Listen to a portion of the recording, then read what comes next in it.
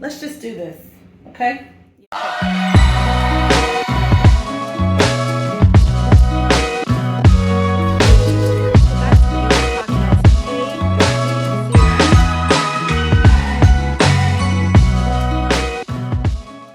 Welcome to the V-List podcast. I'm your host, Victoria. I am joined by Ashley Brooks. I'm going to let her introduce herself. My name is Ashley Brooks. I am a realtor in the DMV area. My Instagram is Your Preferred Realtor, and my TikTok is RealtorBae. RealtorBae. I love it. So Ashley reached out and was like, yo, I want to be on the podcast. I'm like, of course you can be on the podcast. And basically, here we are. And like I was explaining to you, Ashley, V-List is really just about, you know, what inspires you, who you are. One of the things that I noticed that happens a lot in the DMV area is people will ask you, oh, what do you do? And I kind of I've always taken issue with that. You know, I've always taken issue with that, but I understand it to an extent. But even more so now, because I'm in this like place of kind of rediscovering myself, and I'm in a transitional phase, and, you know, not being in the career field that I'm used to being in anymore, it takes a toll on you. Like, it really does something to your psyche when it comes to defining who you are, right? And because I can't say, like, a lot of the titles I used to wear, I don't have those titles anymore. Mm-hmm. Like, even down to, like, personal life titles. Like, oh, like, you can say I'm a mom or I'm a wife or whatever. When those things change, it's like, no, but who are you? Yeah. Outside of, like, your job title, your work. So I'm going to ask you that question. Like, who is Ashley? Outside of RealtorBae? Actually, that is an amazing question that I don't think anybody's ever asked me. I also don't think I've ever really even thought about it, because the DMV area is very career driven. I mean, we have attorneys, we're here with the government, we have politics. I mean, most of my friends are doctors, attorneys, government workers. You know what I mean? Like, they have all of these accolades. And then it's like, oh, I'm a realtor. You know what I mean? But not to like down it, because I'm successful in the real estate industry, but who am I outside of real estate or being a realtor? I am a mom. My son is 15. I'm a football mom because he plays sports. Okay. Right? Okay. And I'm just, I don't know.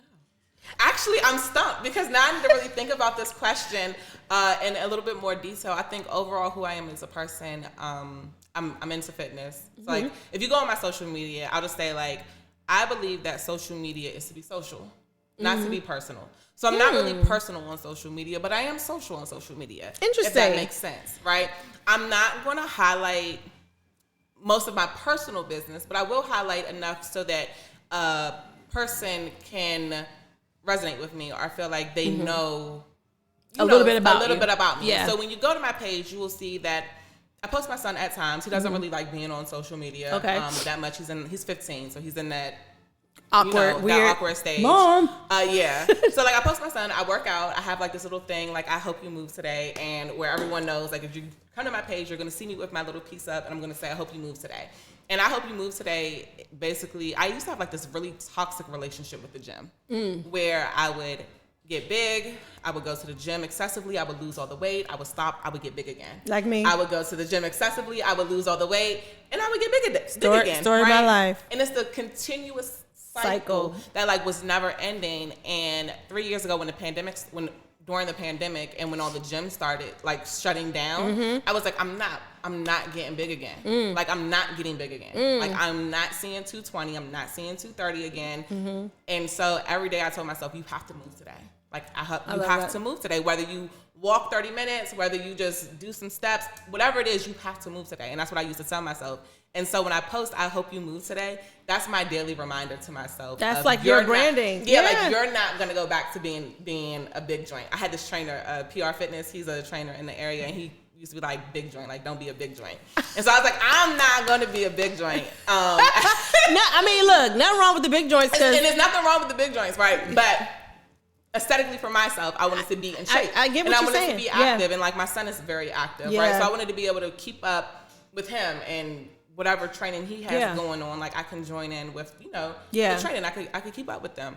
No, I love that. And it's actually, it's very much, so like the I hope you move today is like your mantra, like your personal mantra. And then you use that to like motivate other people as well, which I love. And I'm similar, like, you know, during the pandemic, I had a very toxic relationship with the gym as well. Like, I mean, I would go, but I also just wasn't eating right. And I had a very, like, my schedule was just very tumultuous. Like, I used to be a consultant with Deloitte. So I literally was traveling every week and I was gone. And when I would be like in New York or Atlanta or Colorado, wherever my clients were, I just either we're going out and we're eating a whole bunch of food with the clients and with our coworkers, or I go back to the hotel room and I'm working till 9 p.m. and I'm only surviving off a glass of wine.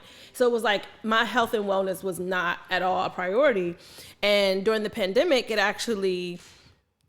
I was actually able to balance my life because I was stuck at home. I missed the pandemic. I kind of missed a little bit of it. I missed the pandemic. Like COVID was just a little bit of it. COVID was a time to be alive for me. Like I am extremely sympathetic for the people who lost family members during absolutely. I will never like negate that aspect of it. But I think the daily stress of having to be present and having to show up to events and having to network and having, you know, all of it, all the demands, all the demands. It of was being a lot in that type of field.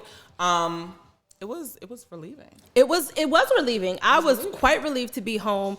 And to your point, I ended up over the course of that year in 2020, I ended up losing like 30 pounds, not even on purpose. Yeah. It was because I was home, I was cooking, I was balanced, and then I was like, I don't have an excuse. Yeah, the gyms were closed, but my godbrother at the time, he had a gym, and he ended up pivoting to virtual. So he set it up to where he would go and the trainers would go into the gym and set up like the Zoom, and so everybody could go on Zoom and log in. Yeah, you really didn't have any type of excuse. You didn't have any excuse. So I just used one of the extra rooms in my house, and I was like, okay, this is my workout room. And I was faithful with my exercising, but I was also faithful with what I was eating. And I didn't even it wasn't like a diet. It was more just like finding balance. And because I found the balance, I was doing intuitively I was eating when I was hungry, as opposed to eating because the food's there. Yeah. Or, you know, drinking a lot of water. Like, I wasn't forcing anything. And then at the end of the year,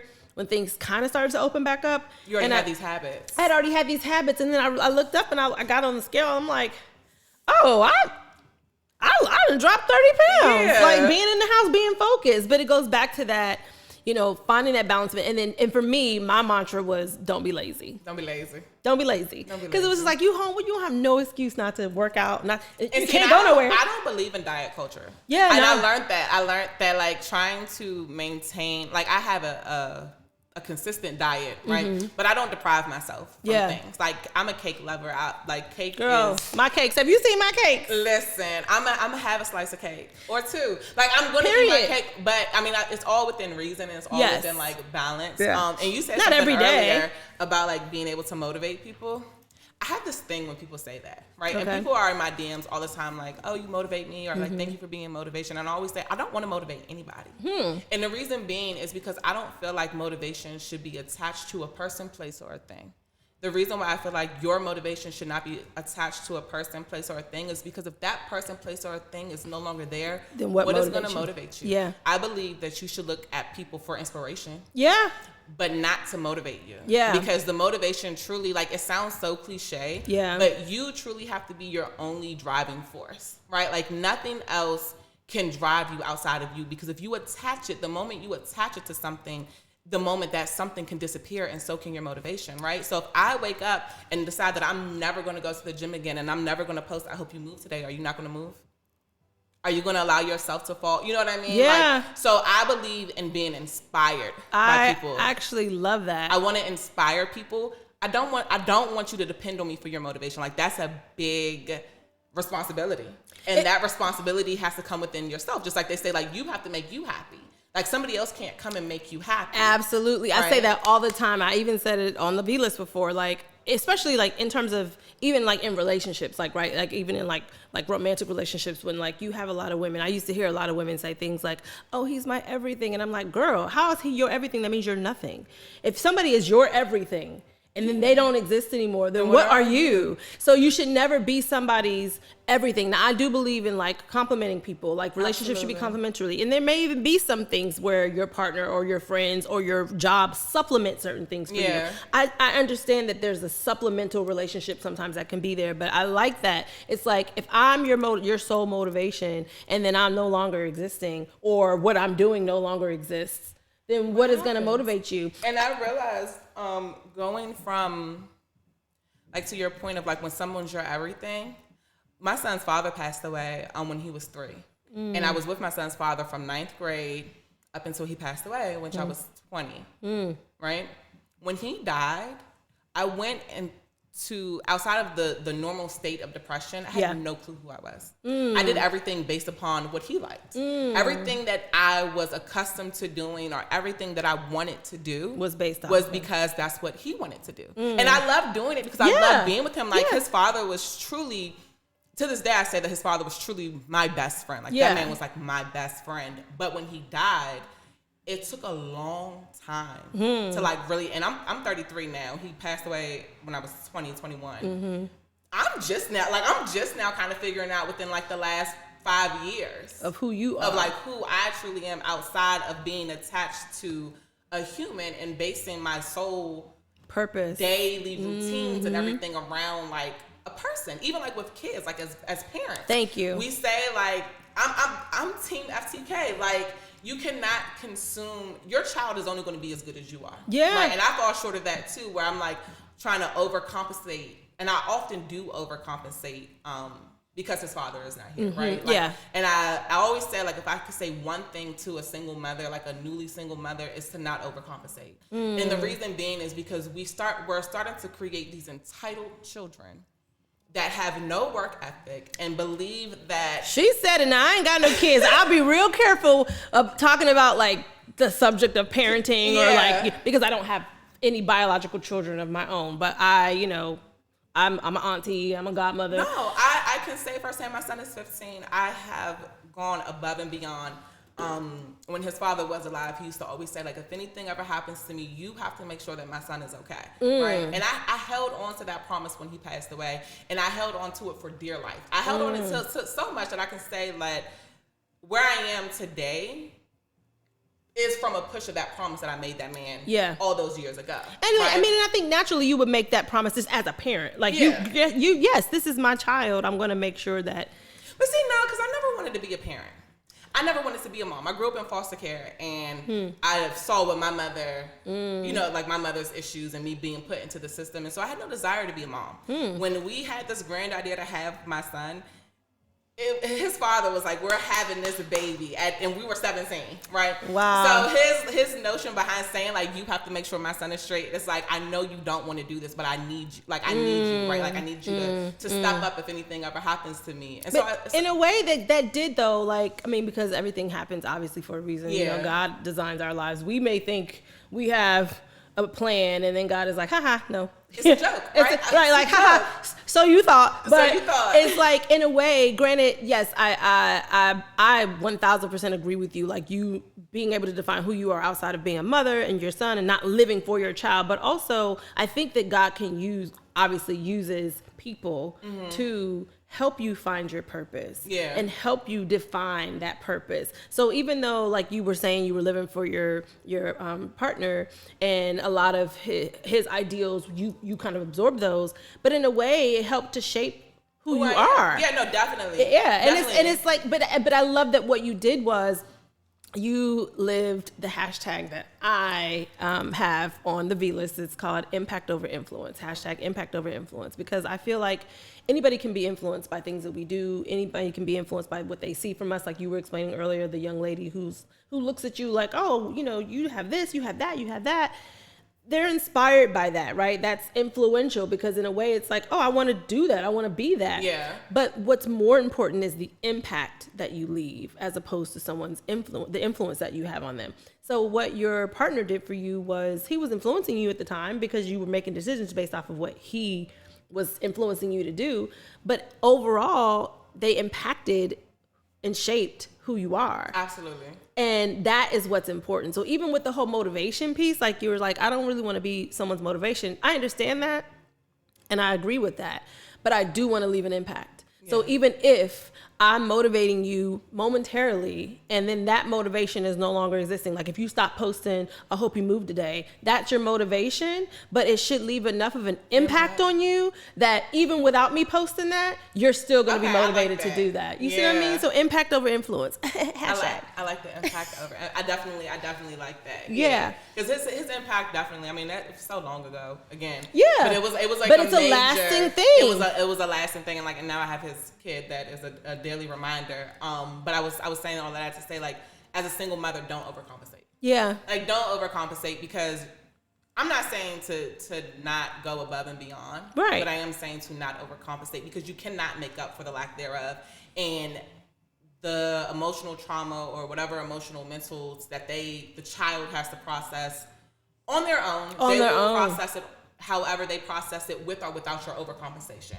Right. And so what I know that I've done is created an entitled child that I am now struggling, you know what I mean, with, to like, I've done X, Y, and Z, but he's looking like, well, this is the norm. This is my norm. I didn't tell you to go out and do X, Y, and Z. Like, this is what you exposed me to. And now you're mad because I think that this is what is supposed to be. And supposed it's like, to happen, yeah. Us as parents have to take some sort of accountability for what we have created to be normal. And then when they don't appreciate it, it's like, you ungrateful. No. We've made them ungrateful. Yeah. Because we want to give them the things that we weren't exposed to. We want to give them the things that we didn't have. Like, you ever remember, like, I feel like back in the day, we didn't go to dinner with the adults like that. Like, not that on occasion, but yeah, it wasn't. Like, the kids go everywhere with us, and I think it's because we had them younger. We're single parents, or you know what I mean. Like, it's like the grandmother not gonna babysit. So if I want to go get steak and lobster today, well, baby, you coming to get steak and lobster with me and daddy too. Like, I mean, they get exposed to that lifestyle, and so at 10 years old, you got people like, yeah, I want a mukbang, and you're like, you want what? And I think there's nothing wrong with you, like you said, kind of shifting that for them. Like when you start to put things into perspective for them, it's not that, like, I think parents shouldn't feel guilty about having to switch, like, or cut it off. Like if you're like, oh, I've created this entitled child. No, it's not that you're completely entitled. I exposed you to things that, you know, are possible and that you could have, but I'm also going to give you the real and let you know that you haven't earn these things per se. Like, you don't deserve these things just because you exist. So I'm gonna show you how to get those things that you want, and it'll just teach you, you know, work ethic or how to save or whatever. But to your point, I don't think parents should feel guilty for like switching their strategy up, because I know a lot of parents who will. It is a guilt. You do feel guilty. Like you're literally torn. And like me and one of my good girlfriends, we have this conversation like all the time, because she has a daughter, I have a son, and we are often like torn. Like we're torn, and we're like, we want to shift. We want to be like, no, like this is what is going to go into X, Y, and Z. And then the kids really just look at you like. But okay, so because that's what the real world's gonna do though. Because it's like if you constantly are giving into them just because you say no, like that's not life. Yeah. And that's the point. Like, and they're not deprived. They're not deprived. They're not. You're saying you're switching like a tactic or a strategy. You ain't not gonna feed them or not gonna, you know what I'm saying? Like you're not depriving your child because you say no to them or you switch up your strategy and make them learn a lesson. So, and I know again, because I don't have children, I'm saying this from a rational perspective and not an emotional one, you know? But no, I also do think that it's good to make decisions rationally versus off of emotions. I think like as parents though, the emotion side usually kicks in. And then it's like when you're a single parent, you got to deal with the balance of trying to be like the disciplinarian but also being the nurturing person. And so it's like it's like a never ending give. It's like you can't be both. And so like 2-parent households, I really do feel like they definitely matter.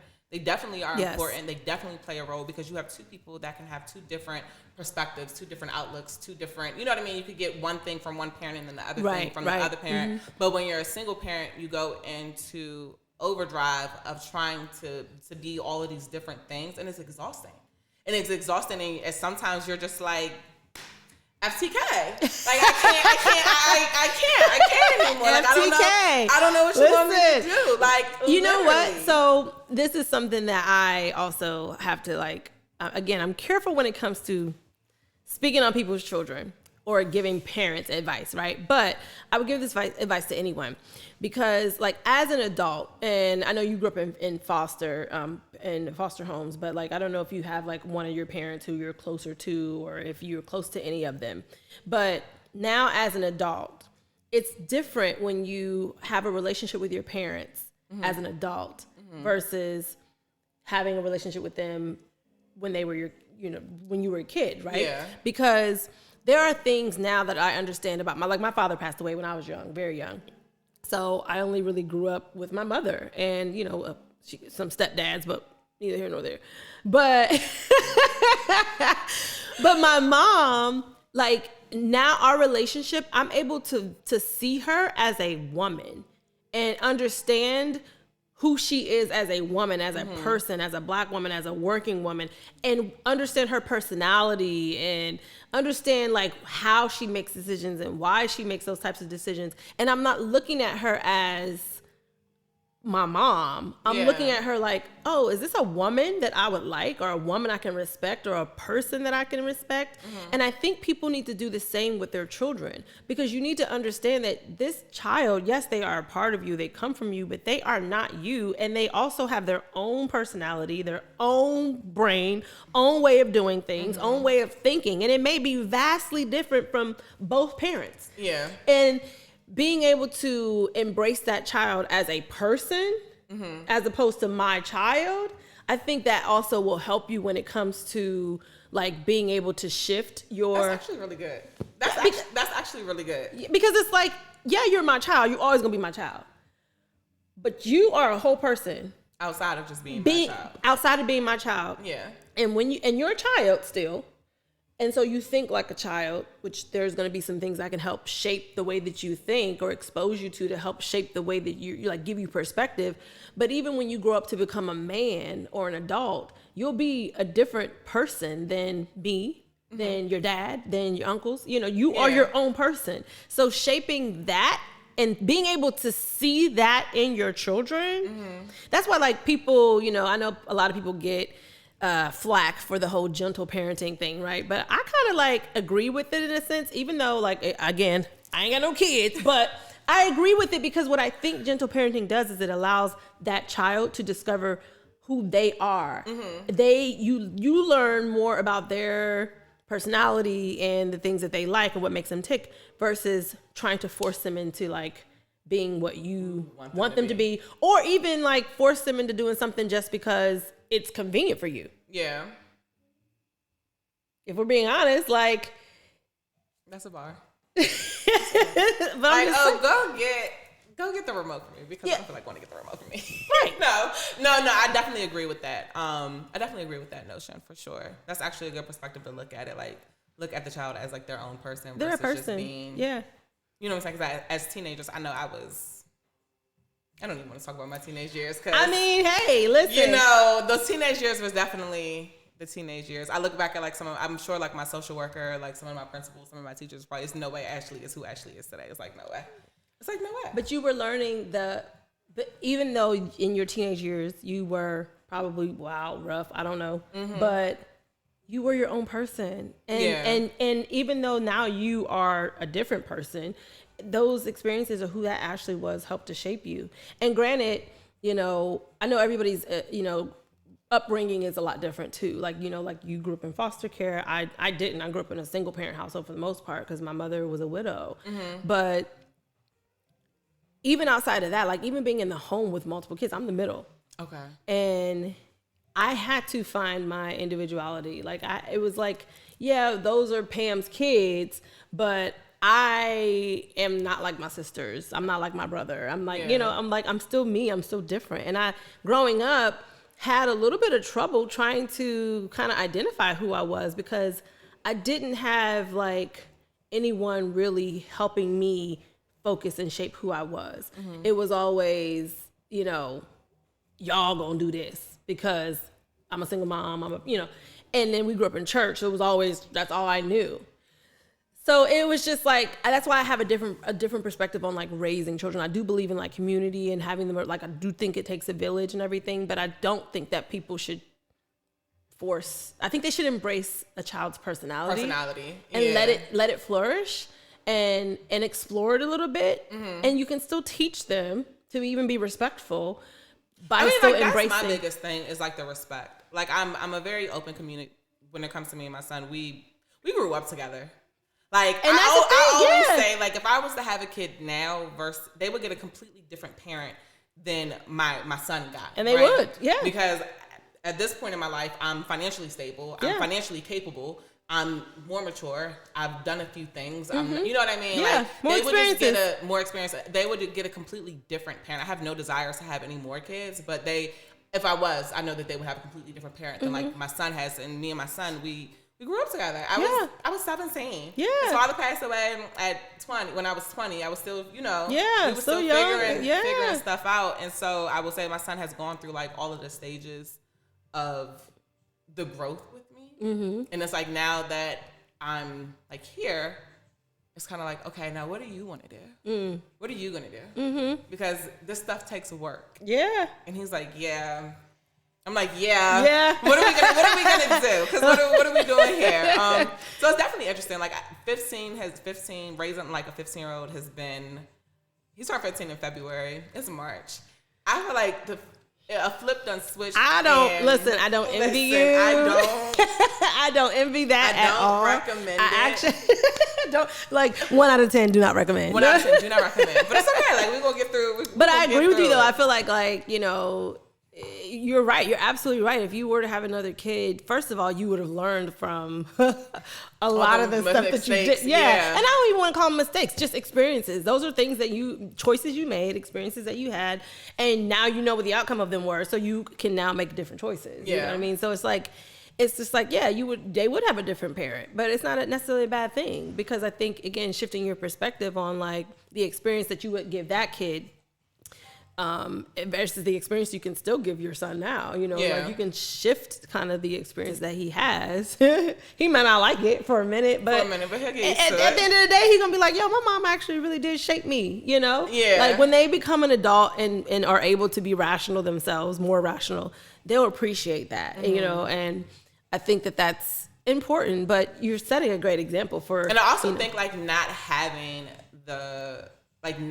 a parent to like actually look at to view how to parent. Like I'm winging it. In all transparency, I always tell people like, nah, I winged it. I just try to be the person that I thought that I needed, like as a kid. And it wasn't until a couple of years ago I met my mentor, and my mentor has definitely become a mother figure to me, right? Like my mentor was the one that's like, that's not what we do. That's not what we represent. My mentor was the one that's like, you don't go out in public doing X, Y, and Z. You don't.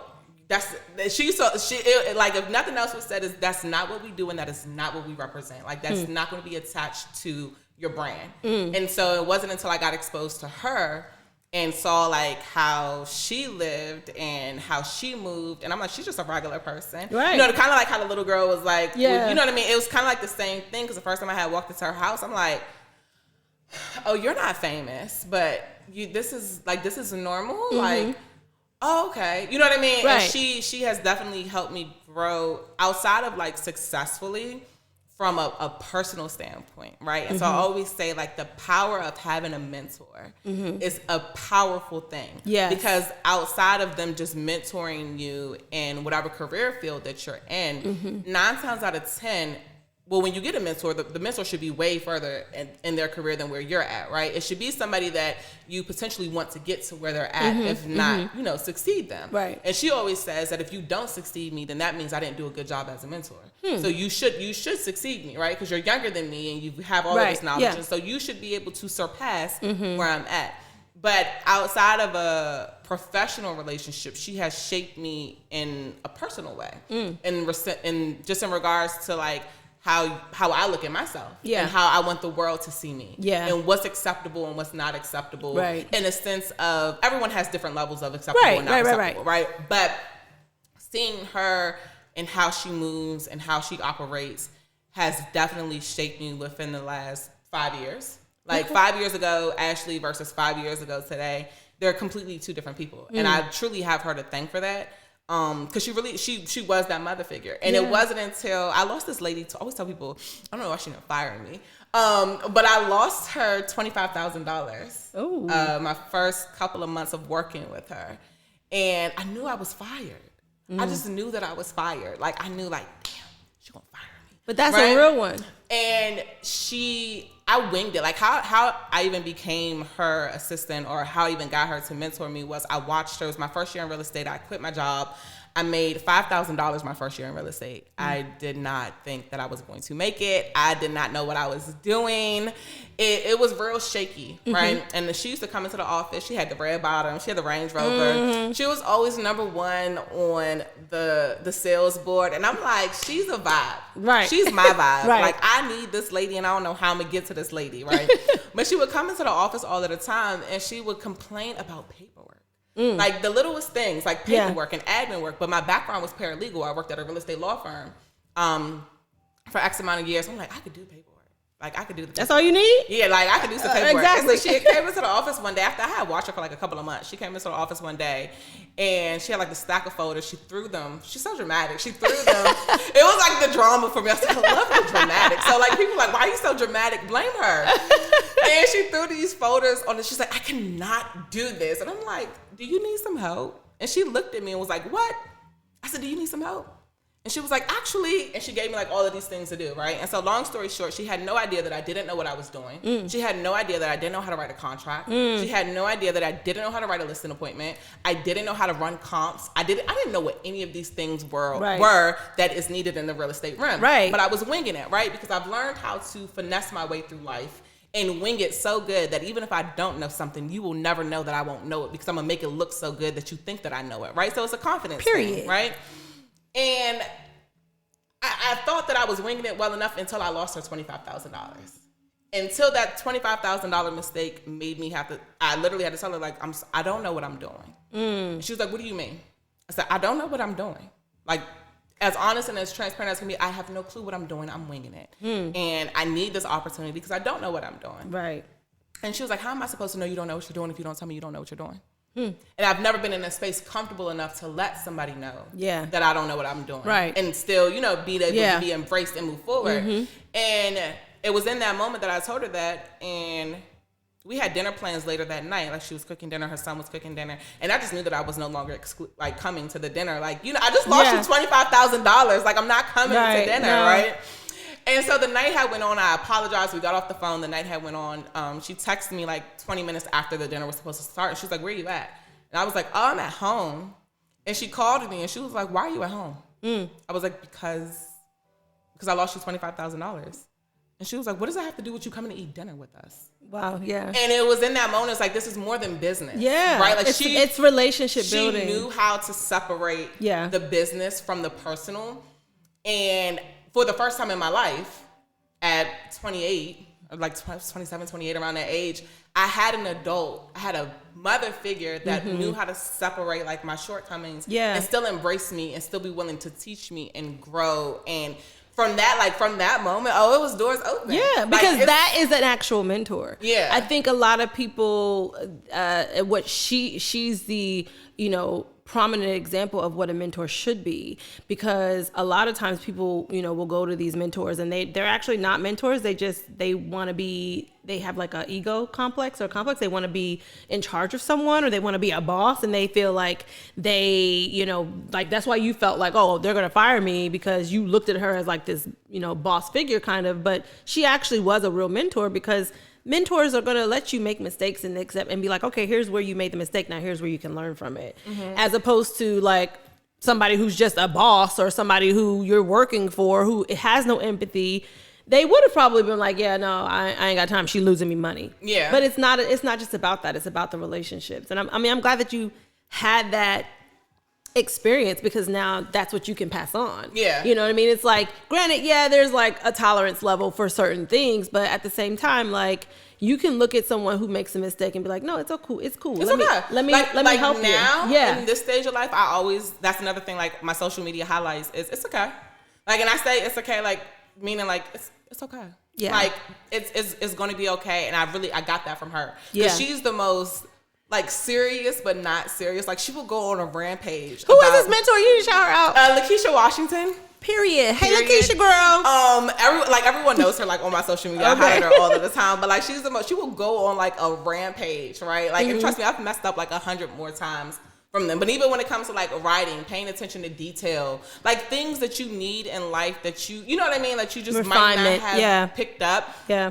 She does it, but then on the flip side, again, she separates the business from the personal, and she does it so flawlessly that you don't even realize. You know what I mean? You just, I mess up. I mess up all the time. But that's a part of life. And it's really a part of life. Yeah, and it's part of learning. She will look at it and she will highlight it. Like some of my stuff that I do, like she just ignores it. Like I move fast. I'm a very fast person. Like I'm gonna text you like completed or like done. And sometimes my moving too fast, I make mistakes. Because I'm moving too fast. I want to get things done. I don't want to. It's done. Don't talk to me about it no more. It's done. But it's like it's done. But you missed X, Y, and Z, like little minute things. And so now it's kind of like on the flip side, because like if she does something, I'm like, oh, you missed blah blah blah. Like I can pick up. You know what I mean? Like now I can pick up on like little things, and it just makes you sharper. Right? It makes you sharper as you like go through life. So if you are in a career field, I always say like find a mentor. Absolutely. And find somebody that is where you want to be. Offer them a service. Like I said, like I offered her to do her paperwork, which led into me, actually learning from her. Yeah. But that's another thing. Like I don't necessarily believe in paying for mentorship. No. Like I don't like, you know how people get on the internet and it's like, oh, if you sign up for this membership and I'm a mentor. I did pay her with my services and doing like her admin She paid you for a service, not for mentorship. Yeah. So she paid me for a service. I don't believe in just like, oh, V, I want to learn how to podcast, so I'm going to pay you $200 a month so you can mentor me. No, you're not mentoring me. You're just, at this point, you're just like, you're teaching me, but you're not a mentor. And I think that's where we get confused, the difference between a mentor and a teacher, right? Or a mentor and just somebody that you're paying information for. Paying for information. Yeah, that's what it is. It's like a lot of these people want you to pay them for information, but you cannot be mentored by somebody unless you're in that person's space all the time, because I can't learn you. And I can't build on your relationships and your connections. I can't meet the people that you know unless I can go into these rooms with you. And how would I go into these rooms with you if I'm not with you all the time? Exactly. Right? Exactly. So it's like you pay for information, you're not being mentored. And I think that's like that's something that we should like really understand. It's a misconception. But also because, we live in this age of like selling yourself, like literally selling yourself. And so it's like the mentorship or the personal aspect of a lot of things has been removed, unfortunately, because everybody's looking to make a quick dollar. Like I believe in connections. I believe in networking. I believe in building relationships. And it's like, I help you, you help me, we can learn from each other. And if it becomes a situation where it's a lucrative deal, then great. We can both make money off of it. But I'm not like I reached out to some of my friends the other day, because I'm shifting direction in terms of career. And I have a production company with, doing my podcast and everything, but like I have other projects that I want to do. And so I'm reaching out to people that I know do the business and I know do it well. And I'm like, yo, let me like come shadow with you for a little bit. I'm not even asking to work with you because I don't want to get paid. I just want to come learn. And the real ones are like, yeah, I'm gonna let you know when this is happening. Come over, come do this, come sit. You can come help me with this or whatever. And it's like, yeah, it might be considered free labor, but it's also just like I'm learning and you're showing me the ropes. And that's the difference between mentorship versus... And those type of like on-hands learning is also priceless. Absolutely. Because you're not going to get... I could sit in a workshop all day and me being a corporate trainer, that's my background, like only 70% of what we're training in a workshop or a training course, 70% of that stuff they're only going to learn on the job. Yeah. You only really, I think, obtain about 10% of the knowledge that's being taught in an actual workshop or course. And see, I don't learn in that way. Aspect. Like you could put me in a workshop. I'm gonna doodle. You zoning out. S's. Yeah. I'm gonna think about everything, but what that instructor is talking about. Like that's your learning style. I'm a worker. I'm a doer as well. I need to do it. If I'm not doing it, I cannot learn. Like you can show me a YouTube on how to do something and I won't do it. But I will say like my son's generation, you can show them something on YouTube and it's like, yeah, YouTube has been my friend. I kind of wish YouTube was around when I was in school and stuff because it would like I need to be able to see it and then model it. I wish a lot of stuff was around when we were in school. Oh my God. Like I wish I could hop on a laptop and just submit my assignments. In high school, that's why I tell my son all the time, like, what you mean you can't do your homework? It's on the computer. Right. Like it's right here. You don't even have papers. Honey, we don't even want to talk about generation. Yeah, let's not go there. Like, okay, so but to wrap this up, you know, it has been a pleasure talking to you. First of all, that went by like extremely fast. I know because it's good conversation, good flowing conversation. I can talk to you anytime. You can be on the V list anytime. But I just appreciate you reaching out, and I appreciate you being here. And you know, I hope that something I said, you know, helps to impact you. If I could highlight one thing from this conversation, it is viewing your child as an individual. Like that has really resonated with me, and I look forward to applying that. I'm out here giving parenting advice. No, that was really that was really helpful. Good. Like especially like in this awkward stage that I am at with him, and he's 15. The switches have flipped. You know what I mean? Like taking my child aspect out of it, and this is just like a human. Like that has really stuck with me. So if that was my sole purpose for talking to you today, I'm okay with that. Yay! Impact over influence. That's what I'm talking about. Well, it's been a pleasure. Absolutely. And tell the people where they can find you again. Instagram is Your Preferred Realtor. TikTok is RealtorBae. Ashley Brooks with Long and Foster Real Estate.